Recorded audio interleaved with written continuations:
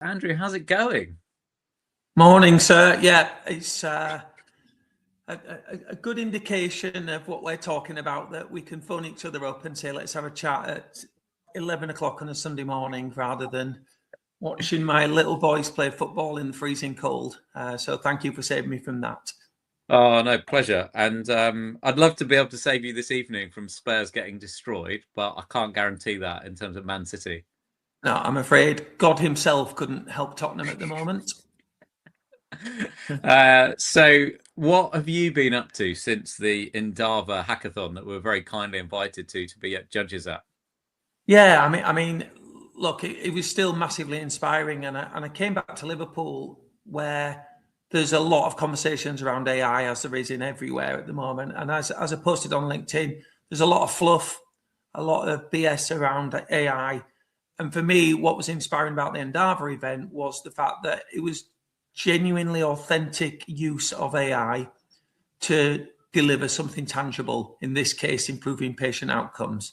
And I think that's where we were both absolutely loved being there for those 2 days, didn't we? And watching a challenge being discussed, debated, and then delivered against. And the three teams did a wonderful Yeah. job. And that's what I came back and told everyone at the poke offices. I was like, look, when anyone's talking about AI, we need to hear about tangible solutions. I love the discussed, debated, and delivered against. And like I was thinking, my mind was from a more surgical perspective, dissected, right? They literally, the level of depth they went into it and the community feel that you can see in all the posts afterwards. People are still interacting, still liking. I think Courtney did a fantastic job as well in terms of capturing the engagement and energy in the room and articulating it in a way that people that aren't even in the country potentially are looking at and seeing. And I've certainly learned a lot from that thread. And it kind of carried through into the last week as well, because this week was quite a busy one.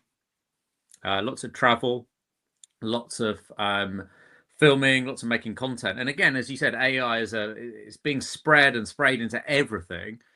So I think I carried some of those reflections with me. And it was also particularly relevant from a misinformation piece. But I'd love to pick up one comment that you made. You were really the last one of these lives, proper lives that I did on a Sunday. You were quite vocal in the comments about social media and banning phones, and any updates from your view on that. Yeah, it was a really interesting article you posted, and I loved all the conversation that was going on there. I suppose I approached it from two perspectives. The first one was as a marketeer. I don't think it's great to see any government trying to moderate or define the use of communications. And as a parent, I certainly do not believe that my behavior as a parent should be judged or moderated by a government. I allow my two boys access to the internet. I allow them to use AI. I allow them to use all the wonderful technology that wasn't available for me. And my Yeah, 15-year-old who's doing his GCSEs now, the utilization of AI by him to understand how to score well on an exam paper is vastly different to the learning I had, it's. which was learn all the facts and data. So he's I was actually going to getting say, contextual information. It's great.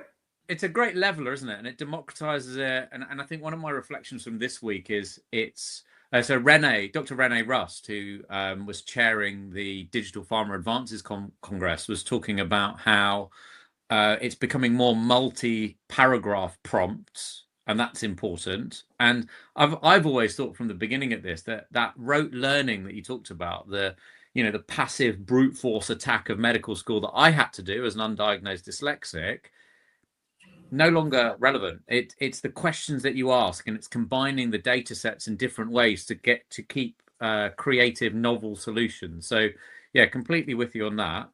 Yeah, Um, it's a great point you raise about equality as well. I was fortunate enough to go to a boys' grammar school. Some of my friends went to quite a rough secondary school in Halifax. So the difference in teaching, the difference in learning, the access to content to learn was vastly different and unfairly different. Whilst I think what I've been seeing, how Jamie's been using it, anyone can access it, and that's the beauty of what we've got now. Of course, open access leads to its problems. But I think the benefits far outweigh some of these headlines that have been pulled through that was in the article that you talked about, which I just think were alarmist and provocative for no reason. Yeah, no, thanks, Andrew. And I think that I was cycling around yesterday and I saw a lot of adverts in terms of, I think they were predominantly from TikTok, and there were physical billboard adverts saying, look, you can now limit your screen time and set an alarm and parental controls and all this sort of stuff. So I think there has to be a space, and we're almost at time, but it does remind me of a slide that I talked about with Vernon on stage and Natasha at the Next Medical Festival, which was, I titled it "The Tortoise and Hare of Regulation versus Innovation." And when these are out of sync, people's health is what ultimately suffers. So I'll put that in the comments. Any final words? Look, final word is exactly what I'm very passionate about, which is the power of authenticity. And I think that everything that we talk about, you've got to have honest conversations, whether that's a pharma company engaging with a HCP, whether that's an agency engaging with their clients, whether that's people talking to people. We live in a time where everything can get checked and reviewed and analysed. And so smoke and mirrors or hiding information or trying to manipulate people is not the world that we want to live in, and it's certainly not the world that is going to lead to success. So I do think, Kish, everything you were talking about on stage with Vernon and Natasha was great to hear, because I think it leads into that conversation around the power of authenticity is key to great marketing. Andrew, thanks so much for your time, especially on a Sunday morning.